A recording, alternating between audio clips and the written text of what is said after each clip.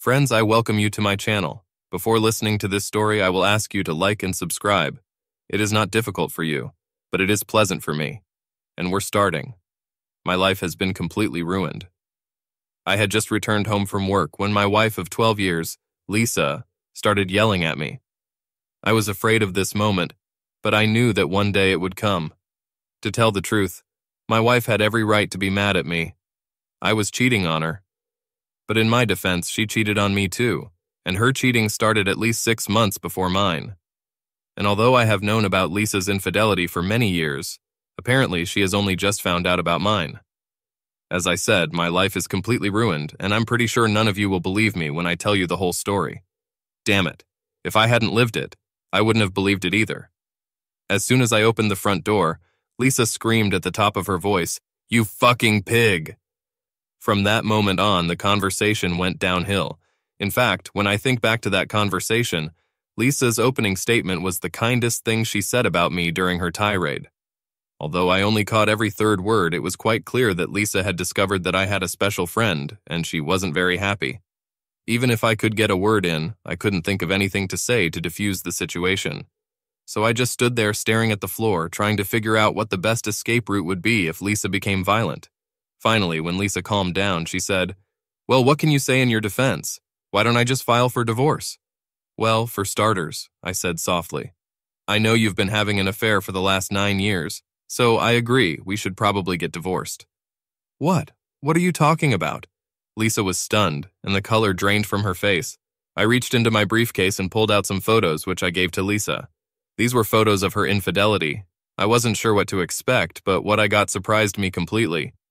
I have to explain that Lisa is incredibly rich and can turn an army of lawyers against me. And instead of the outburst of anger that I expected, Lisa dropped the photos and started crying. Then she looked at me with an expression of utter agony and loss. What she said next completely stunned me. "I don't want a divorce. I love you." Then she ran into our bedroom. Her reaction stunned me and made me even more confused than usual. Lisa is the most beautiful woman I've ever known. I never expected, even in my wildest imagination, that we would ever end up together. And when we got married, I expected Lisa to get tired of our relationship and throw me on the sidelines within a year or two. One of the peculiarities of our marriage was that Lisa's family was incredibly rich and insisted on concluding a prenuptial agreement. Of course, I agreed. However, one point almost made me leave. Lisa insisted that the prenuptial agreement specify that there would be no children in this marriage, and I eventually agreed. I thought long and hard about this point, but by that time I was hopelessly in love with Lisa. However, by the end of this story, I will have 4 children. Did I mention that my life was completely ruined? I suppose I should tell you a little background to all this. Lisa Gravois is my wife. My name is David Todman. Obviously, my wife didn't take my last name. In short, Lisa's family owns one of the most exclusive perfume companies in the world, and the family name is a brand. And since Lisa is a co-owner of Gravois Scents, it made sense for her to keep her maiden name. At first, I was not thrilled with this idea, but over the years, I really liked it. Since Lisa kept her last name and I kept mine, many people don't realize that we are married. It gives me a certain degree of anonymity. I really meant what I said at the beginning of this story. When we got married, I couldn't believe Lisa had chosen me. I mean, she was a stunning beauty, and she still is. Lisa is almost 6 feet tall, has long black hair and the deepest blue eyes you've ever seen. She has the figure of a model with quite large breasts. In fact, Lisa even worked as a model for a while as a teenager. I'm not a bad guy myself, but I'm not a movie star. I'm an inch over 6 feet tall, I have sandy hair, and I keep fit. However, Lisa was far out of my league, and I knew it. I met her at a party hosted by my college roommate and his wife in the Hamptons. He was a commodity trader, and he was doing very well. His wife Beth studied at Vassar with Lisa, and they were very close friends. When I was introduced to Lisa, I was very impressed, as were all the other men in the room. I mean, she just radiates beauty. All the single guys and most of the married ones drooled over her. But like I said, she wasn't in my league, so I started chatting with the other single women in the room. I have a friend who once advised me to date only girls from my league or even from a lower one. Otherwise, you would have spent your evening talking to a woman who was going to leave with someone else. I know it sounds like a chicken shit dating philosophy, and I don't fully share it. However, I admit that I practice a modified version. I just classify women according to whether I feel they are in my league or not. Why should I waste my time on a girl who will turn me down anyway? I think you need to be realistic. The only exception is if there is a girl who is clearly not from my league but is known for her ease of behavior, well, then you can try. However, every time I looked back on that particular night, Lisa always seemed to be by my side. The first few times I wrote it off as a coincidence, but by the fourth time it became clear that Lisa was interested in me. I was flattered, but at the same time I felt awkward. I figured she was just a party girl, and when she got tired of me, she'd throw me back out. I wasn't interested in being someone's favorite project for a month. Maybe that was her plan, but I didn't discuss it. And yet, after that party, Lisa started stalking me. Like I said, I'm a good-looking guy, but what the hell did Lisa Gravois want from me? I was just a software salesman. Don't get me wrong, I'm a damn good software salesman. And after just 4 years at the same company, I became one of the senior sales directors with a salary in the 5-digit range. But these are mere trifles compared to what Lisa has. Her salary, excluding bonuses, is $40 million a year. So I think you can understand why I thought Lisa was just playing with me. Perhaps my disinterest spurred Lisa on, and in the end she got her way. It took her 4 weeks to convince me to go on a date with her. It took 6 months before we slept together, and a little over a year before we got married. It was an outrageously extravagant wedding. There were 600 guests at it, and later I found out that it cost about $6 million. But this is chicken food for one of the heirs of the Gravois fortune. Of course, her family insisted that I sign a prenuptial agreement. I know Lisa was embarrassed to ask me to do this, but I had no objections. I understood the need to have it, and besides, I was making good money myself, so I didn't give a damn about her money. Nevertheless, when I agreed to sign the contract, Lisa was as happy as she could be. She told me that her family would disown her if she married me without an agreement, but according to Lisa, she was going to marry me no matter what. Still, I couldn't help but wonder how long this marriage would last. According to the prenuptial agreement, if we get divorced in less than 3 years, I will only receive $500,000. It completely stunned me. I've never heard of anyone putting "only" in front of $500,000. But then, it got even better. Every year, while we remained married for 3 years, I received an additional $500,000 or a proportionate share for the percentage of the year that we were still husband and wife. In the event of a divorce, Lisa could not make any claims to my property. On the other hand, I also couldn't make any claims against any of her assets. But the best thing about the whole agreement was that I slept with the most beautiful woman in the world, and if she kicked me to the curb, I'd get at least $500,000. Of course, it was written in the marriage contract that we both agreed to give up having children. While I finally agreed to this condition, Lisa's parents were decidedly unhappy with the clause that there would be no children. But Lisa didn't have a close relationship with her parents. Apparently, she only saw them during board meetings, and she claimed that they liked her brothers more than she did. Besides, she had already had a battle over not having children with them many years ago. Unsurprisingly, we've seen very little of her parents over the years. And when they did come to visit, it was very awkward, especially for me, because they looked at me as something dirtier than swamp mud. I have to say that the first 3 years of marriage were really wonderful. I really believed that she really loved me in those blissful years. But soon after our 3rd anniversary, I discovered that Lisa was cheating on me. Our marriage was really unconventional. Lisa traveled a lot while working for the company. I would say she was away for about a week out of every month. And in the early years, I traveled with her as often as I could. Sometimes she stayed at home for 5 or 6 weeks in a row, but that was rare. However, whenever she came home, she literally exhausted me in the bedroom. My discovery about Lisa's infidelity began with a photo in the newspaper. Because of her fame, Lisa is often mentioned or portrayed in the gossip pages. So every day I conscientiously looked through this section of the newspaper. On one particular day, I just looked at a photo from a party in Paris and almost missed it. In the end, it took a magnifying glass to confirm what I thought was depicted in the picture. On the right side of this particular photo, I saw someone who looked like Lisa. With the help of a magnifying glass, I confirmed this. So, you're probably going to ask, what's the matter? It was a big deal because at that particular moment, Lisa was supposed to be in Japan negotiating something for the company. However, there could be many reasons why Lisa ended up in Paris, but I couldn't think of a reason why she changed her trip and didn't tell me. Still, I needed to know more. It could have been a simple mistake in her schedule at the last minute, but I had to figure out what was going on. When we first got married, Lisa asked me to quit my job so I could travel with her, but I said I didn't want to live off her. Eventually, she stopped asking me to do it. One of the things about getting married in a family like Lisa's is that you have almost unlimited resources. However, I didn't want to use any of Lisa's money because I knew she was very pedantic and would find out if I did. But I had my own checking account, which received my salary. I mainly used this money to buy Lisa birthday and Christmas gifts. It's not an easy task when you're shopping for someone who has everything. It knocked me out of my rut, and I couldn't sleep or eat. I had to know what was going on, so I used my personal funds and hired a PI firm. And yet, even while doing this, I had to be careful. I chose an investigative firm that I knew Gravois had never used before, a reputable firm from St. Louis. After I discovered the photo in the newspaper, I realized that Lisa's schedule made her travel significantly more than when we first got married. With the new schedule, she was absent for an average of 2 weeks out of every month. However, I was confused because our life was still great. Lisa always seemed genuinely sad when she had to travel, and very happy when she returned. I almost convinced myself that I was being paranoid. Anyway, a month later, I found out that I wasn't paranoid.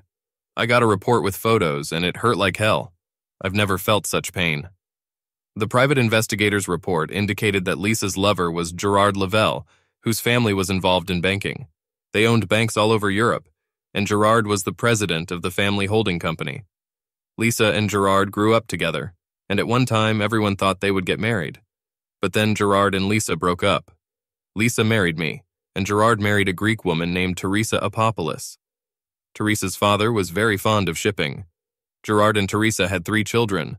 According to the private investigator's report, Gerard and Lisa broke up because he wanted children, and Lisa was adamant that she did not want to have them.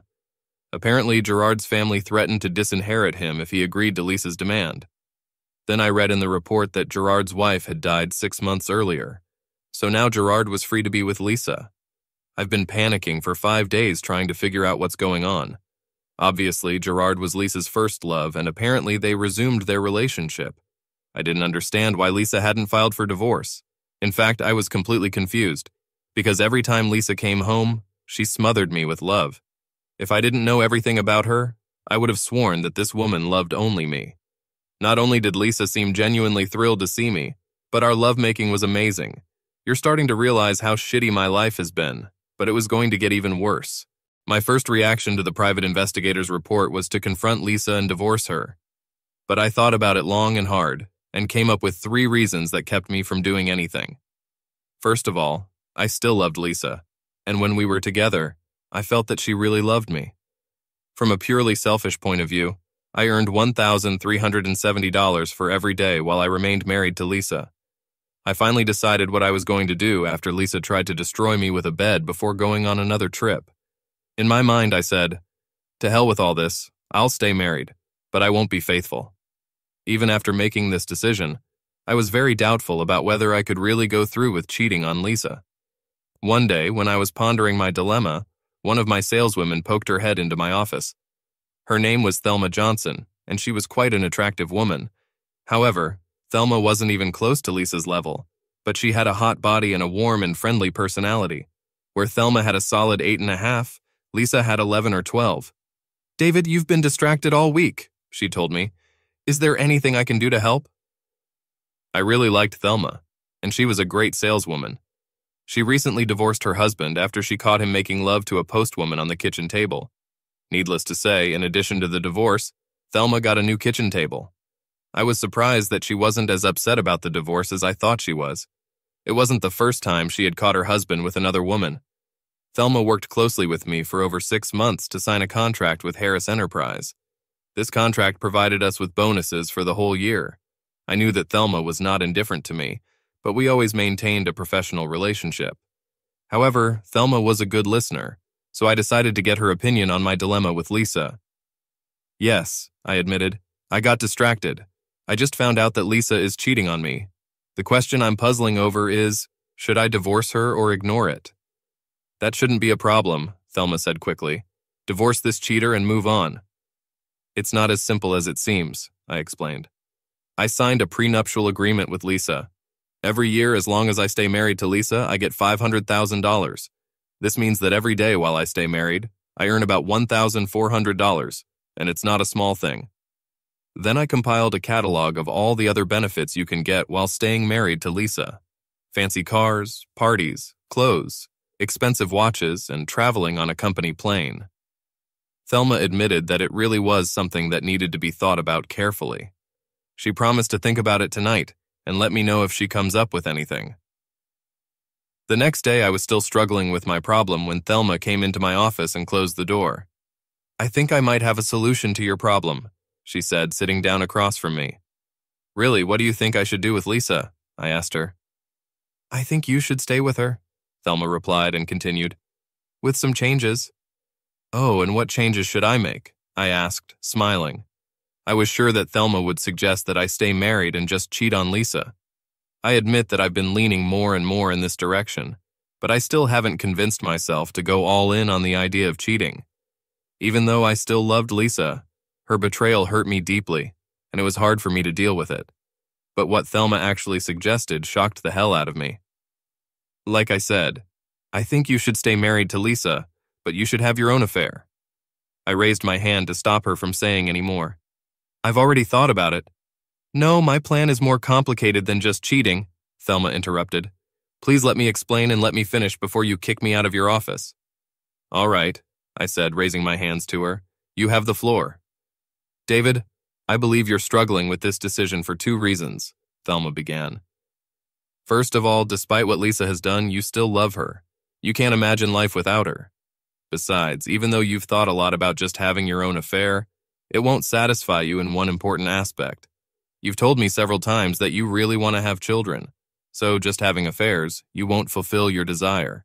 Yes, you could get your mistress pregnant, but that would be dirty and would almost certainly end your marriage to Lisa." "All this is true," I interjected, "but I don't see how it will help me solve the problem." "I believe I can be the solution," Thelma said, smiling warmly at me. "What? Are you offering to become my mistress?" "Technically, yes," she said with a sly smile. "But I want so much more." "I'm not sure I like the sound of that," I said worriedly. No, David, let me finish." I nodded for her to continue. "You knew me before you and Lisa got married," Thelma continued. "I know you think that Lisa married a man below herself, but I've never considered it from that point of view. She's damn lucky to have you, and she's a fool to risk losing you. But since Lisa has decided to be a fool, I'm not going to miss this opportunity. You know that my dating history has been sad to say the least. I always seem to end up with the worst of men. I had great concerns even before I got married last year. I felt that Fred and I were not right for each other, but outwardly he seemed kind and loving. It was only after we got married that I found out that he was a jealous and domineering jerk." I just nodded and let Thelma continue. "I've always been attracted to you, but you never seemed interested in me. We've been good friends for years, but you've never thought of me in a romantic way. I accepted it and realized that I would never be able to compete when Lisa appeared on the scene. But Lisa let the door open a crack, and I intend to see if I can get in before it closes." So far, Thelma's explanation had said nothing about how different her plan was from the simple one, to have a mistress. "The 2 things you're talking about are about Lisa and having children. You were terribly hurt by Lisa's affair and you want to strike back at her. At the same time, although you didn't think much of it, it's clear to me that you want to have children. I can provide both. After the disaster of my marriage, I decided that I would never want to get married again. However, I desperately want to have children. I propose to become your mistress and bear you children. I know you don't love me, but I think you care about me. We would have kept our affair a secret, which would have allowed you to stay married to Lisa. At the same time, I would have your children. We will both benefit from this." I would be lying if I didn't admit that I was shocked and intrigued by Thelma's proposal, but I liked the idea. However, I could see the difficulties with this agreement, so I started listing some of them. "First of all, thank you for this offer," I said kindly. "I'm really flattered, and it's much more generous than I have any right to expect. But I see several problems. Let me list some of them. Finances would be a difficult issue, then parenting, the last name of the children, and what if you decide in the future that you want to get married?" "I was thinking about the same problems," Thelma admitted, "but let me see if I can solve them. As for finances, I have my own house. All I would like to ask is that we share the costs for all the children. I would like your last name to be listed on the birth certificates as the father, but until you decide otherwise, they will use my last name. Even though I don't think I want to get married in the future, I'm wise enough to know that never say never. So I propose to conclude a written agreement. We include a clause in this agreement that allows either of us to terminate the contract with 6 months' notice. If I get married again, you'll have the right to decide on custody. If you decide to terminate our agreement, I will get custody of the children, but you will have broad visitation rights. In any case, you will still be recognized as a father. We sat and looked at each other, but neither of us said anything right away. Finally, I broke the silence. I must admit that I am very intrigued by your proposal. However, I am not ready to make this commitment yet. Why don't we go on a few dates to see if we're right for each other? Thelma agreed, and we started dating. The first few were just dinner and dancing. Then we had dinner and went to the theater. I found that dating Thelma was fun. She was warm and cheerful. It was certainly a hell of a lot better than sitting at home and waiting for Lisa to return from one of her trips. On the 5th date, we hugged tightly in the car when I drove Thelma home. After our 6th date, Thelma said, "We are definitely good for each other on dates. Now let's see if we're compatible in bed." When we undressed, I realized that Thelma, without clothes, took a place closer to 9. Thelma was shorter than Lisa and fuller, but her body was very soft. We did it twice more before I went home. I thought I would feel guilty for cheating on Lisa, but I didn't. In fact, talking to Thelma has somewhat calmed my wounded ego. The next day, Thelma came into my office beaming. After she closed the door, she walked around the table and gave me a searing kiss. "I think after last night we know we're compatible. So what do you want to do now?" I smiled from ear to ear. "Why don't you see if you can find a lawyer who has nothing to do with this company or any of Lisa's companies? Let him draw up an agreement. Then we'll see where it all leads." Thelma smiled broadly. "I know the perfect lawyer, my brother Tim. He and I are very close. He also knows that I'm a bit flighty, and he warned me against marrying Fred." So Thelma left, and I went back to work. As the days passed, I thought about this idea less and less, and since Thelma didn't mention it, I thought she might have changed her mind. Anyway, I wasn't going to bring it up. Besides, I was more and more inclined to think that I should just divorce Lisa and deal with my financial problems. At least it wouldn't be like what happens to most husbands when they get divorced. They'll end up screwing up in every possible way. In many cases, these men deserve to be used. But in many other cases, it is the wife who deserves to be burned to the ground. In my case, I would at least get a lot of money. Thelma came into my office 2 weeks after our conversation and closed the door. She put the completed agreement on my desk. "Spend as much time on this as you want. Make any changes you want. If we both agree, we'll sign it in front of my brother. He will have the necessary witnesses and a notary public." I was surprised because Thelma hadn't said a word about the proposal since the night we were together and we hadn't had another date. I was sure that this idea was dead, but now the agreement was on my desk. It's amazing how quickly my thoughts returned to making Thelma my lover and having children with her. Thelma's brother was very scrupulous. He even touched on issues that neither Thelma nor I had ever thought about. I was amazed at what would happen to the children if something happened to me or Thelma. The sight chilled me to the bone. Tim's solution was simple. If Thelma dies, Tim has agreed that he and his wife will raise the children if I continue to live with Lisa. If I had wanted to recognize the children at that moment, I would have got them.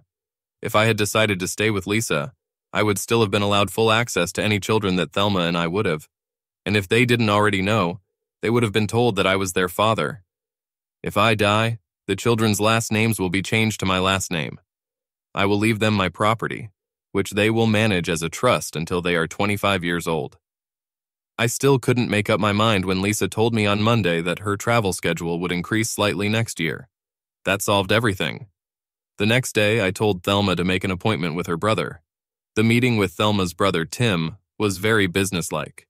No matter what he personally thought about this arrangement, it was clear that he loved his sister and was willing to do anything to see her happy. "David, you're one of the lucky ones," Tim said, shaking his head.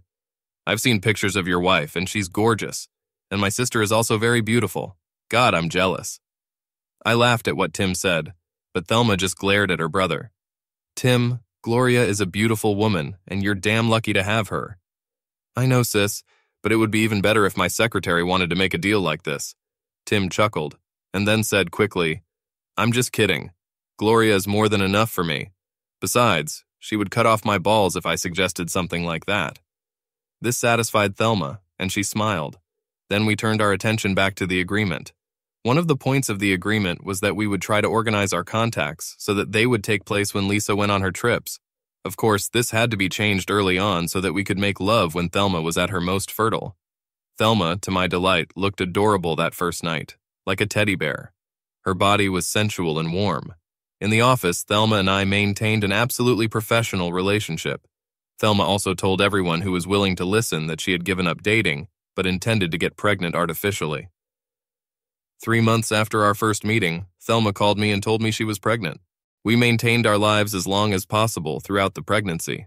When Thelma went to the hospital to give birth, I was somewhat upset that I couldn't attend. But we both knew that it was simply impossible when Lisa was at home. However, as soon as it became possible, I went to the hospital to see Thelma and my son Gavin. We agreed on a name. It belonged to her grandfather. 18 months later, Jennifer was born, and that's when Thelma asked if I would agree to let her be a stay-at-home mom. She said she had enough money to support her for 5 years, and by then, both children would be in school. I told her that I was very glad that she would be with our children all the time. I even arranged to pay for Thelma's mortgage and utilities from a fund I secretly set up. As it turned out, we weren't planning any additional children, but one of Lisa's trips happened when Thelma was ovulating.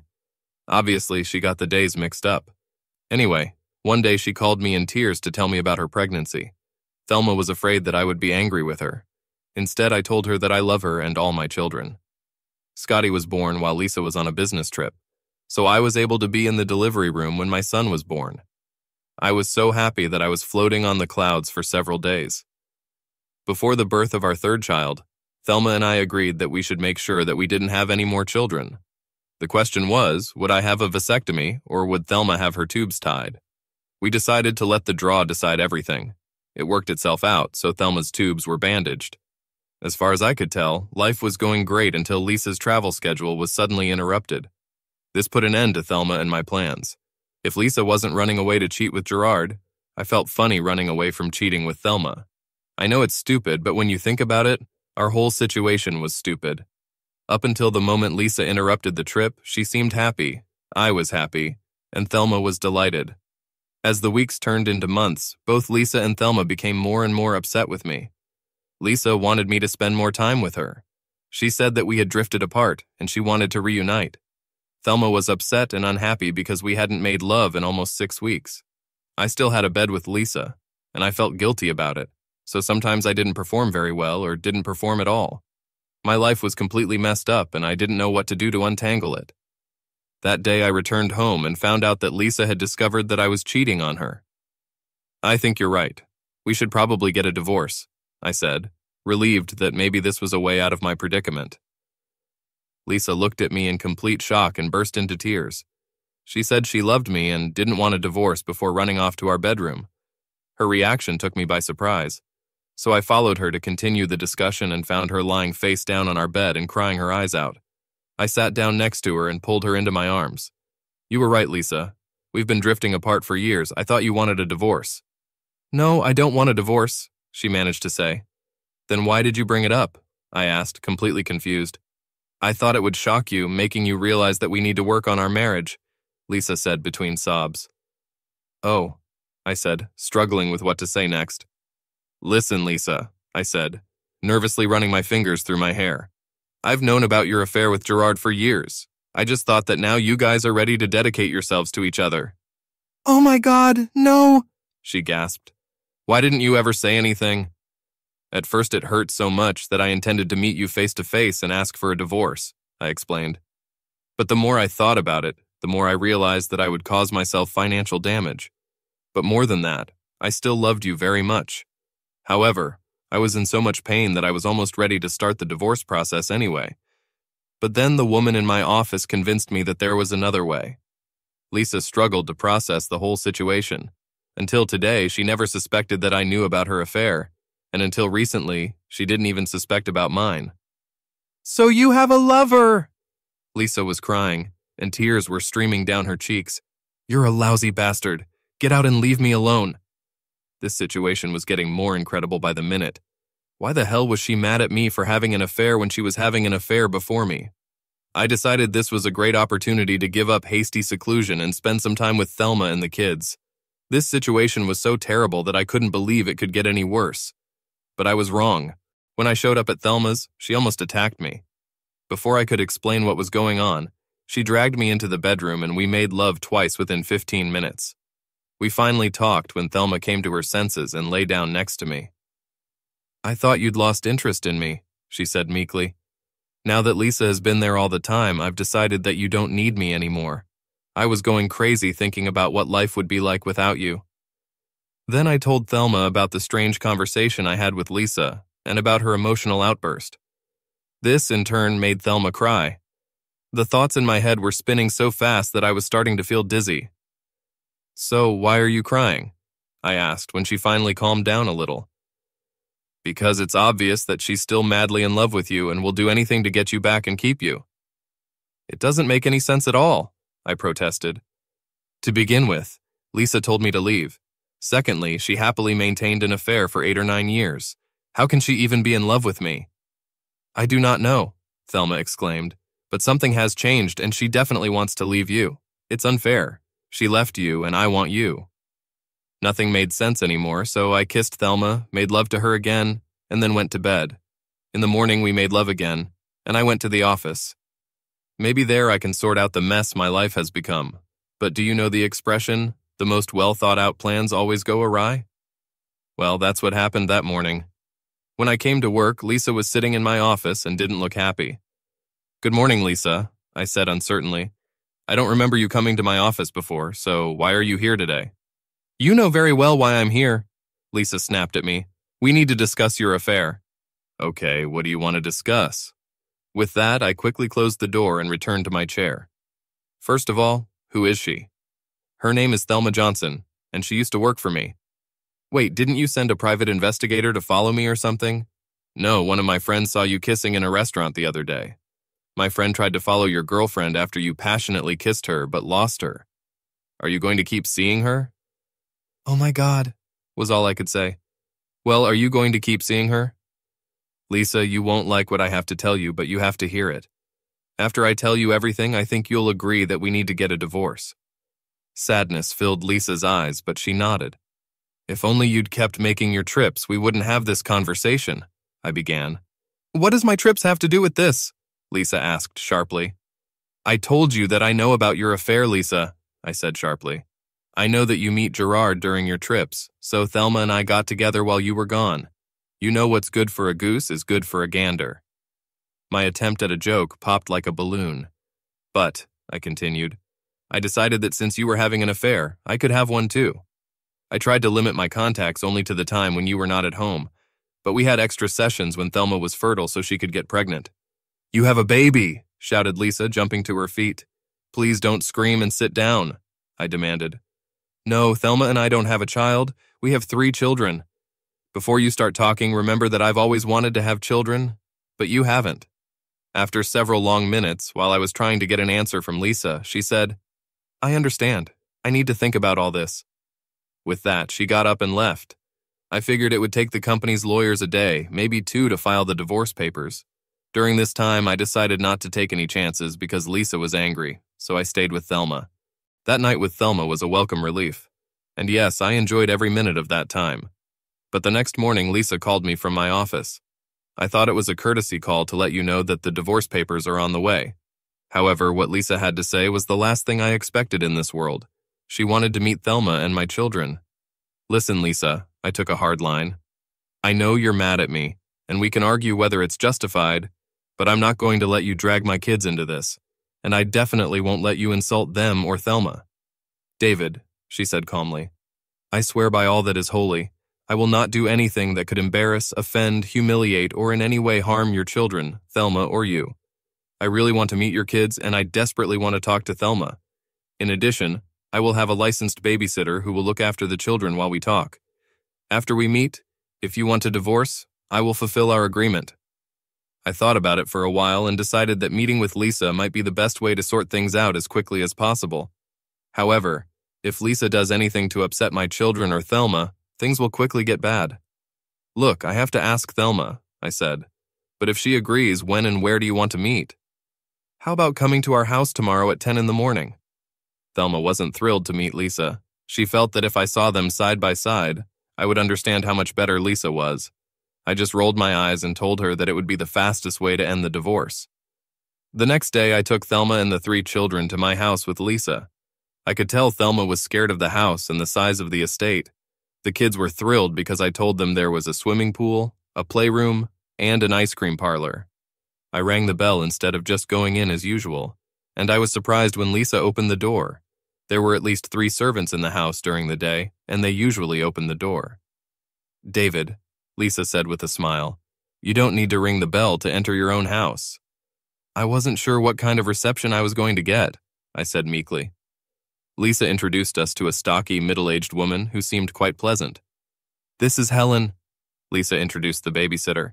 "She's going to take the kids to the pool. We'll sit in the kitchen where you can look after them too." Once in the kitchen, Lisa offered us something to drink. I desperately wanted a whiskey, but considering why we're here, I asked for a Pepsi. Thelma took a glass of water and Lisa poured herself a glass of wine. I remember thinking it wasn't fair. If I had known there were alcoholic drinks on the menu, I would have ordered something else. "Thelma," Lisa began, "David told me that you guys have been together for about 8 years?" "As much as we could," Thelma replied nervously. "David insisted that we only meet together when you were on your trips. However, he often stopped by for an hour or two to spend time with the children. He always managed to attend all the children's events." Lisa gave me a very strange look. "So, were you happy with David? Don't you want to find someone who can be a full-fledged husband?" "David is the best man I've ever known," Thelma said authoritatively. "He's a better part-time husband and father than I think 95% of men would be full-time. So, to answer your question, I don't want a permanent husband. I want everything that David is willing to give me." "I understand," Lisa said, and a tear rolled down her face. She quickly wiped it off and turned to me. "David, would you mind checking on your kids and leaving Thelma and me alone?" I looked at Thelma, and although she was very nervous, she nodded at me. I was wearing shorts since I took the day off, so I kicked off my sandals and swung my feet into the pool. I watched the children splashing around, and I couldn't help but wish that Lisa wanted children and didn't cheat on me. From time to time, I looked back through the kitchen window. At first, it seemed that Lisa was doing all the talking. Then Thelma spoke, and Lisa seemed to be crying. Then they both started talking, while Thelma seemed to be writing something. Finally, I saw 2 women hugging each other and crying.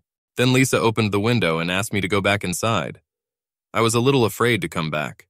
Once inside, he was seated in the chair he had previously occupied. I wondered if there were still alcoholic drinks on the menu, but decided not to push my luck. "David," Thelma said, taking my hand, "we've come to an agreement." "Okay," I said slowly. "Is this something I won't like?" "We'll leave it to you to decide," Lisa said. "Our agreement is to separate you." I was caught off guard.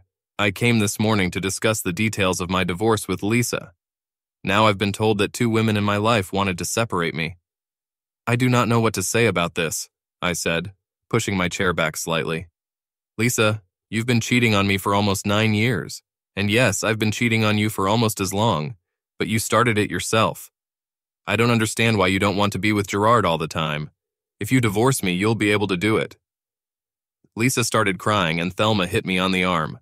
"Why did you hit me?" I demanded an answer. I was even more confused and a little angry. "Because Gerard is dead," Thelma said. "Oh, I'm sorry," I muttered. "I didn't know." "David, you're right, I cheated on you," Lisa confessed. "Gerard was my first love and I couldn't forget him until I met you. He broke up with me when I told him I didn't want any children. I was crushed by his decision, but I refused to back down. About 3 years after we got married, I ran into Gerard during one of my trips.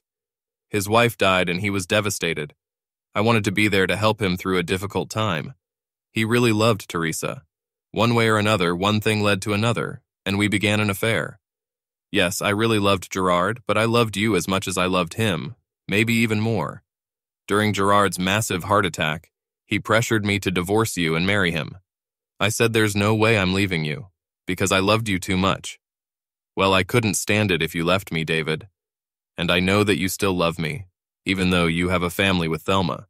So now you know that you can love 2 people at the same time.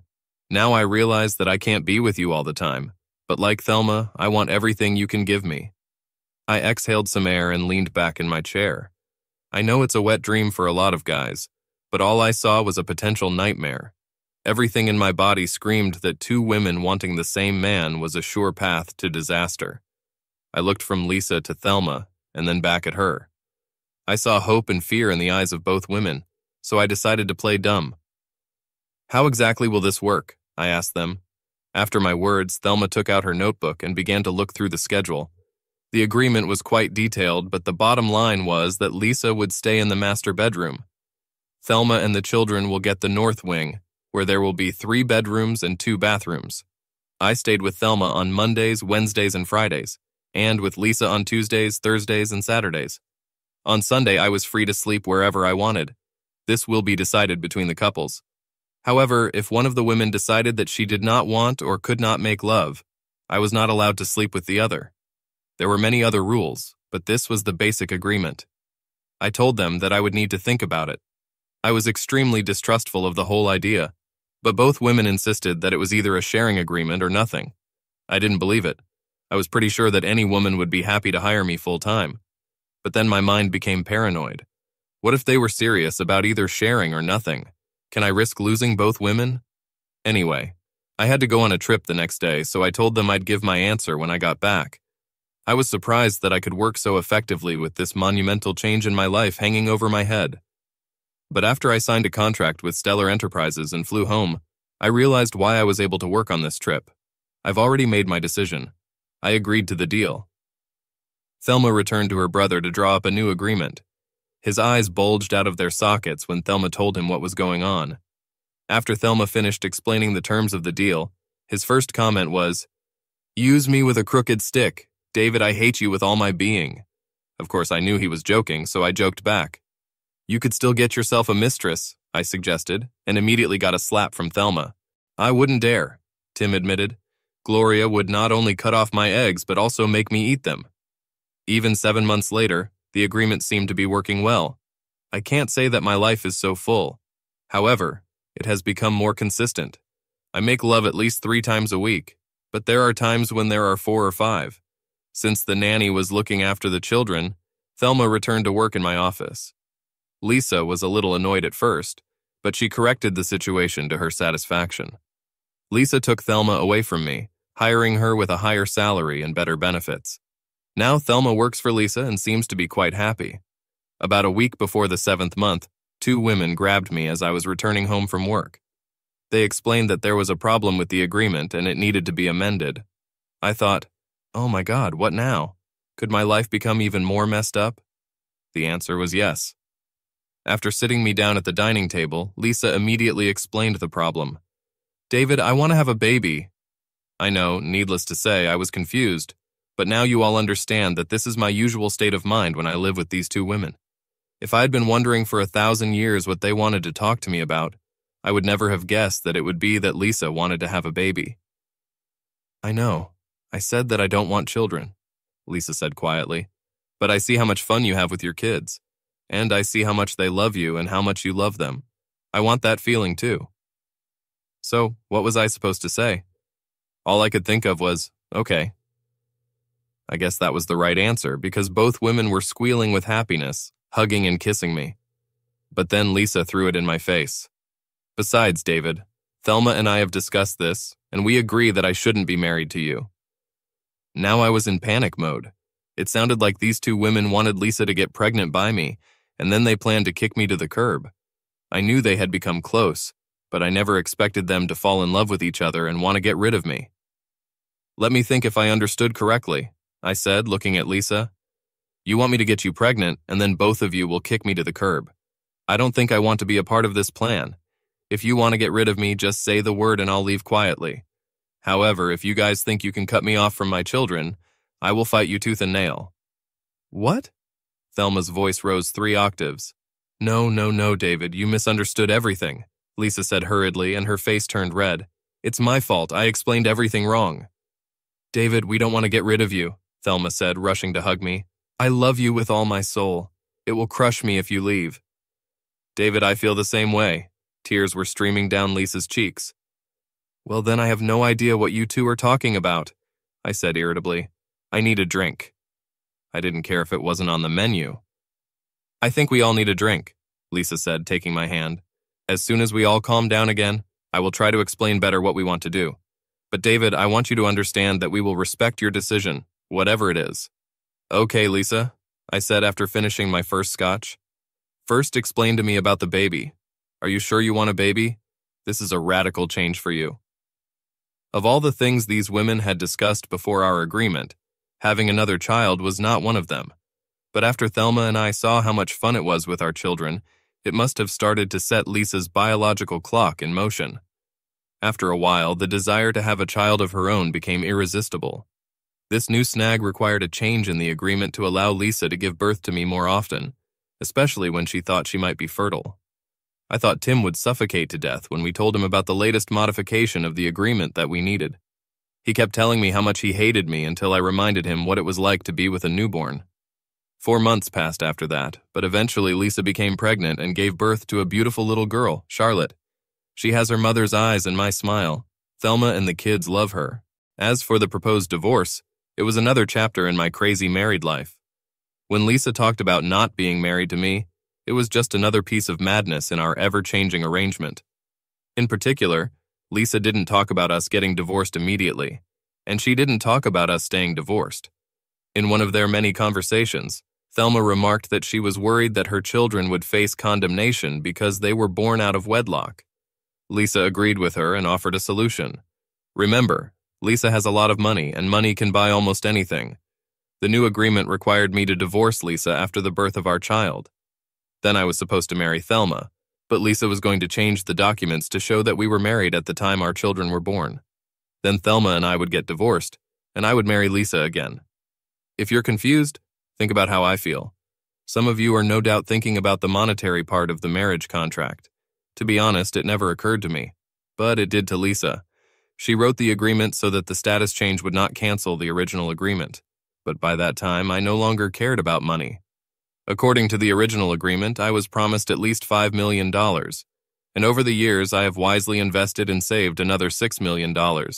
Nevertheless, it was nice to know that Lisa was taking care of my interests. Shortly after Charlotte was born, I signed the divorce papers and married Thelma.